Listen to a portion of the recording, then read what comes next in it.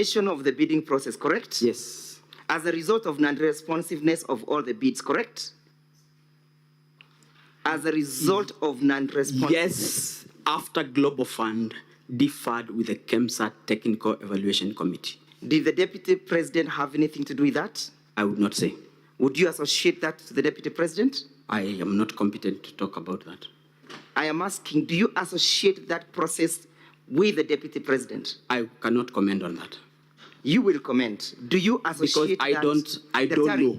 Here we are not in a hospital. We are in a court seeking to save the life of a man you want to be impeached. Do you associate that with the Deputy President? I am saying I don't know. What don't you know? Whether this has everything to do with the Deputy President. Because the bids were terminated by Global Fund as a result of irregular evaluation. Irregular evaluation of how many companies? Of 17. 17 companies. Yes. Thank you. Look at paragraphs 107 at page 22 once again, 222 once again. Yes? 107? It says it was further a testimony that the authority had struggled to maintain autonomy owing to undue interference from the Cabinet Secretary for Health. Whose authority, whose testimony is this? I don't know. Read paragraph, go to page 219. Page 219. Can you see where you have C, submissions by Ms. Terry Ramathani? Yes. Therefore, these are statement correct? And I would not say whether they are correct or not. Read, Mr. Witness. They are Terry Ramathani. So we understand who is now speaking at paragraph 17, correct? Yes. Read it then. It was further the testimony that the authority had struggled to maintain autonomy owing to undue interference from the Cabinet Secretary for Health. The authority had failed to maintain autonomy due to the interferences by? Yes, that is Terry's statement. Read it. By the Cabinet Secretary for Health. Have you seen any interference that indicates that the Deputy President of the Republic of Kenya interfered with the process? I have not. From the report? And I cannot own or disown. I'm asking. It's not my statement. Have you seen that statement speaking to the person of the Deputy President? It is not. Thank you. Not mine. And it speaks as to who was interfering with the processes, correct? That's not my statement. Read. But it's not mine. Yeah, I know it's not yours. That's so I cannot own a statement that is not mine. I have not asked you to own it. I've asked you a simple thing, to read the statement as indicated. Who was interfering with the processes and the autonomy of KEMSA? According to that statement. According to the statement, the Cabinet Secretary for Health. What is the name of that Cabinet Secretary? As at then? Not indicated. Let's proceed as I finish up. Let's go to page 226.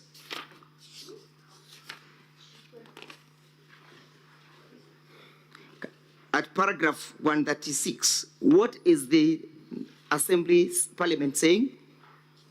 In the late April. In the late April? He learned from the Global Fund pre-award. Who learned? I don't know. Look at the submissions at page 225. Myself. Who learned? The acting CEO, which is me. Who was that? Me. What did you learn? I learned in late April that the Global Fund pre-award review report that the airline's tender was to be cancelled on account of inconsistencies in the bid evaluation. Do you still maintain the position that you gave, or you want to? It's exactly what I said. That's exactly what you say. Yes. And therefore that does not link or has no nexus with the Deputy President whatsoever, correct? I think you are wrong. What did you say? You are not right on that one.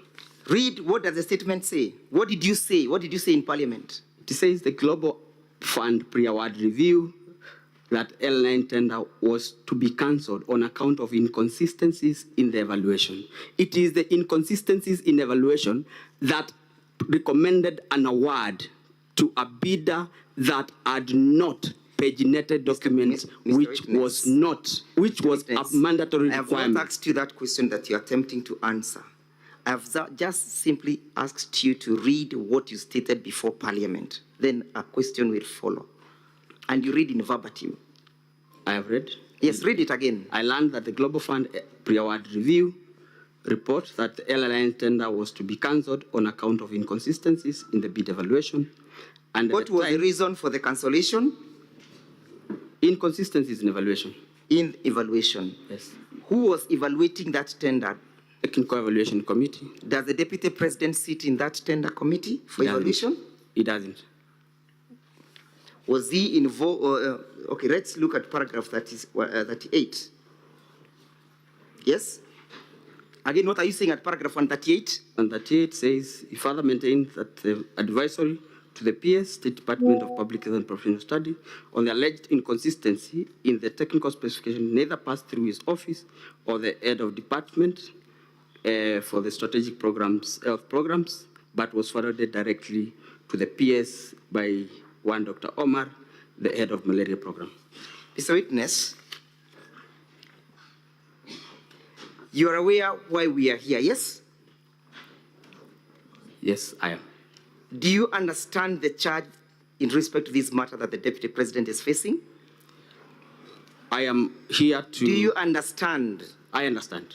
You understand that you allege that you are intimidated and bullied by the Deputy President, correct? Yes, I understand. And that is contained in your evidence, correct? Yes. Why were you being bullied, if at all it ever happened? I want to believe... Not to believe. We are not dealing with beliefs here. Okay. We are dealing with the facts. I was bullied to submit bid document for Shobika. When was the tender cancelled? In late April. In late April. As at that time, had you joined KEMSA? I had not. You had not joined. When were you purportedly called by the Deputy President? In August. In August. At that time, was the tender alive or it had been cancelled? Yeah. At that time, was the tender alive or it had been cancelled? What happens upon the cancellation of a tender to bidders who had submitted their documents? Bid books are returned. Bid books are returned. As a routine process. As a routine process. Therefore, it is normal for somebody